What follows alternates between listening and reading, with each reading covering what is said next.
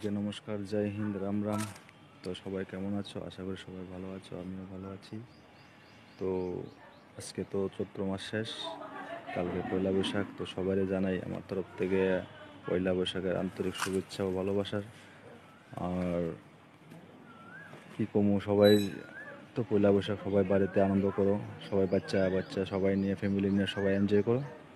আর actually আমাদের তো ঠিক নাই বাড়িতে যাবো কি না, তো এটাও মনটা খারাপ লাগতেছে। তো বাড়ির থেকেও কইতাছে, ছেলে মেয়ে তারা কইতাছে যাওয়ার জন্য।